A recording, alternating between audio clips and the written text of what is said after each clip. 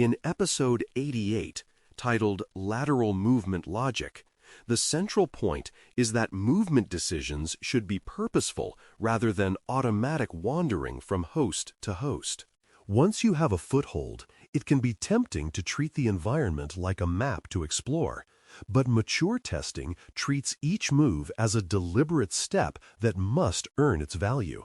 Lateral movement is not a trophy. It is a method for proving objectives, validating exposure, and demonstrating how a compromise could realistically expand under authorized conditions. The best testers move with intent, because intent keeps the engagement safe, keeps evidence defensible, and keeps the narrative coherent for stakeholders. In this episode, we treat movement as a decision framework that balances prerequisites, boundaries, and the smallest responsible actions that increase confidence and impact. Lateral movement, simply defined, is using one foothold to reach another system. The foothold might be a compromised workstation, a web application session, a VPN credential, or any point where you have a stable ability to act within the environment. Movement occurs when you leverage that position to access a second system, either by authenticating, relaying trust, or using reachable services to interact with it. The reason this matters is that the second system often has a different role, different data, and different security posture, so reaching it changes the overall risk picture. Lateral movement is also a way to demonstrate that segmentation, identity controls, and operational boundaries are functioning as intended or failing in ways that allow expansion. From an assessment perspective, movement is not a goal by itself, but a means of validating what the initial access truly enables. Movement is justified when it supports objectives and remains authorized, and those two conditions should be treated as hard gates. Supporting objectives means the move increases the ability to demonstrate impact, such as reaching a sensitive system, validating a trust boundary weakness, or confirming that a compromised identity can access a broader tier of infrastructure. Remaining authorized means the move stays within scope, respects timing constraints, and aligns with any rules that prohibit certain actions on sensitive systems. If a move does not materially add to the story of risk, it is often better to deepen evidence on the current host rather than expanding. If a move adds value but increases operational risk, you may need coordination, a controlled window, or an alternative proof method. A disciplined tester is comfortable stopping even when a move is technically possible, because authorization and objective alignment matter more than curiosity. The prerequisites for lateral movement can be summarized as network reachability, credentials, and suitable services. Network reachability is the basic question of whether the current foothold can communicate with the target system on the relevant ports or protocols, which is often the practical limit imposed by segmentation. Credentials are the proof of identity required to access the next system, whether they are obtained legitimately through the engagement's constraints or discovered during testing under authorization. Suitable services are the exposed pathways that accept those credentials or interactions, such as remote management interfaces, shared storage protocols, or application services that bridge systems. When any prerequisite is missing, movement is either impossible or risky, because you may be forced into guesswork that creates noise and disruption. The exam mindset is to identify prerequisites explicitly and treat them as checks, not assumptions. Trust boundaries determine how meaningful a move is, because crossing zones increases potential impact and increases risk at the same time. A move within the same tier, such as from one workstation to another workstation, may demonstrate breadth, but often does not change the impact category unless those hosts serve different functions. A move from a user segment into a server segment or from a less trusted zone into a more trusted zone, is usually more significant because it shows compartment collapse. Trust boundaries are not only network segments because they include identity domains, administrative scopes, and application authorization layers. The moment you cross a boundary, you should expect both higher reward and higher scrutiny because the activity is more likely to affect critical systems or trigger monitoring.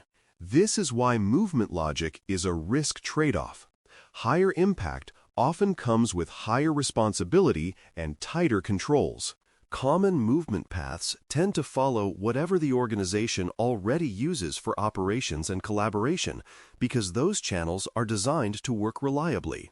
Remote management pathways are attractive because they provide direct administrative interaction, and attackers often piggyback on them using stolen or reused credentials. File shares enable movement through shared storage, scripts, and configuration artifacts that can reveal new credentials or allow interaction with systems that trust shared resources.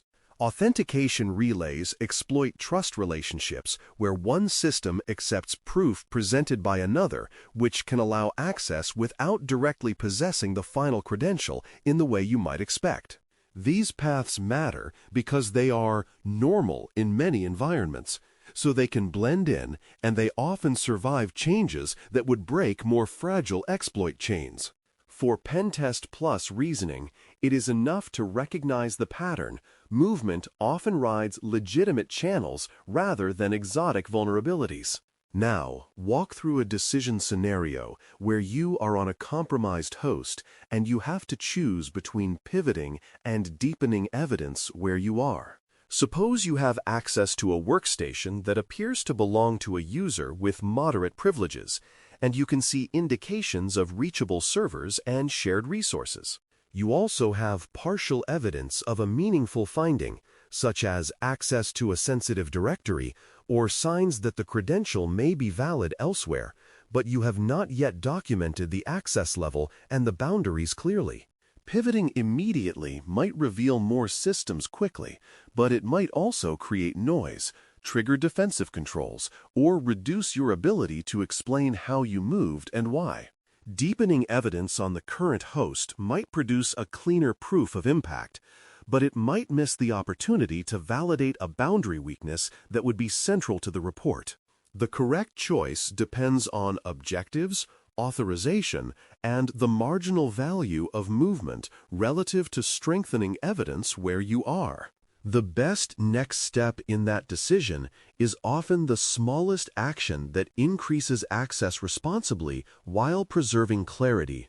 A small step might be validating whether a single authorized high-value target is reachable and whether your current credential legitimately accesses it, rather than attempting broad movement across many systems.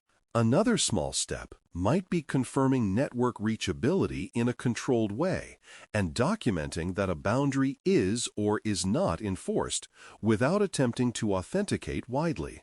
In some cases, the smallest responsible step is not movement at all, but solidifying evidence of the current access level so the finding is defensible even if later steps are constrained.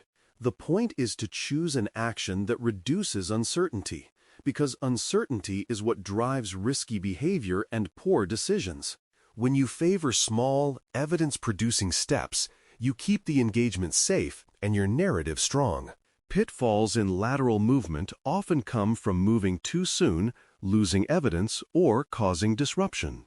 Moving too soon can mean you pivot before you understand the initial foothold, which makes it harder to explain the chain of events and can lead to conclusions that are not well supported. Losing evidence happens when you change system state, trigger log rotation, or overwrite artifacts that would have been valuable for reporting and remediation, especially if you do not maintain a clear audit trail. Disruption can occur when movement triggers account lockouts, overloads fragile services, or intersects with operational workflows in ways that defenders interpret as an active incident. These pitfalls are avoidable when movement is treated as a decision framework rather than as an impulse. The exam-relevant lesson is that effectiveness includes safety and defensibility, not just technical reach. Safety practices make lateral movement professional, and they emphasize limiting changes, avoiding persistence, and keeping an audit trail. Limiting changes means you do not modify targets unnecessarily, you do not introduce new mechanisms that could linger, and you keep interactions minimal and controlled. Avoiding persistence is important because persistence increases risk and is often outside the acceptable scope for many assessments, especially when a simple validation of access is sufficient. Keeping an audit trail means documenting what you touched, when you touched it, what credentials were used, and what evidence supports the outcome, so the engagement remains transparent and reviewable. These practices protect the client and protect the integrity of the test because they prevent accidental harm and reduce ambiguity.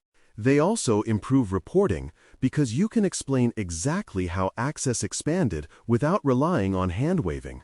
Quick wins in movement logic often involve targeting systems that unlock visibility or reduce uncertainty, rather than aiming for the most sensitive system immediately.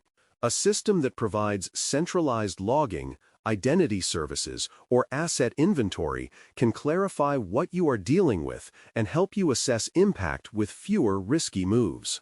Likewise, validating access to a server that hosts shared resources can quickly reveal whether reuse and segmentation issues exist, which helps prioritize the rest of the engagement. The objective is to find leverage points where a small amount of validated access yields a large increase in understanding. This is a disciplined form of efficiency that reduces the number of steps you need to take to prove impact. When you choose targets this way, you move with intent and you keep the testing footprint smaller. Reporting language for lateral movement should show the path, the prerequisites, and the resulting access gained in a way that readers can follow and act on. You want to describe the starting point, the enabling conditions such as credentials and network reachability, and the specific service or channel used to reach the next system. You also want to state what access was gained on the second system, what it enabled, and why that matters, without oversharing sensitive details that would create new risk. Good reporting distinguishes between confirmed movement and potential movement, especially when scope or safety limits prevent full validation. It also ties movement to trust boundaries, explaining which boundaries were crossed and what controls failed to prevent the crossing. When the path is clear, defenders can reproduce the issue, validate the fix, and improve segmentation or identity controls where it matters. A memory anchor can keep the logic straight. Objective, prerequisites, boundary, step, evidence.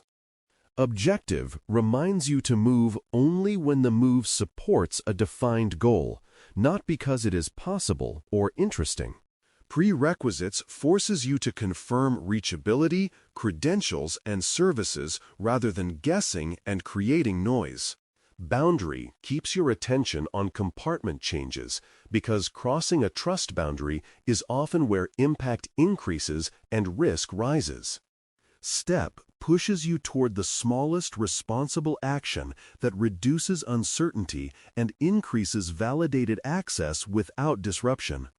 Evidence ensures that each move strengthens the report and supports remediation, rather than creating activity that cannot be explained later. As we conclude episode 88, the logic of lateral movement is a disciplined decision cycle. Know your objective, confirm prerequisites, respect boundaries, take the smallest responsible step, and collect evidence that supports your conclusion.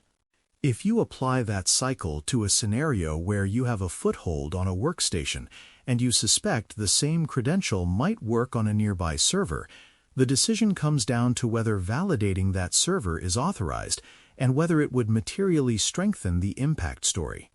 If it is authorized and the server represents a boundary crossing, then a controlled minimal validation step is justified because it tests a meaningful trust assumption. If it is not authorized, or if you already have sufficient proof of impact on the current host, then stopping is the correct professional choice, because additional movement would add risk without adding necessary evidence. This move or stop decision is the heart of lateral movement logic. When you can articulate it clearly, you demonstrate purposeful testing rather than wandering, and that is what both Pen Test Plus and real engagements reward. Thanks for listening. For more audio courses, daily newsletters, and more, please visit baremetalcyber.com.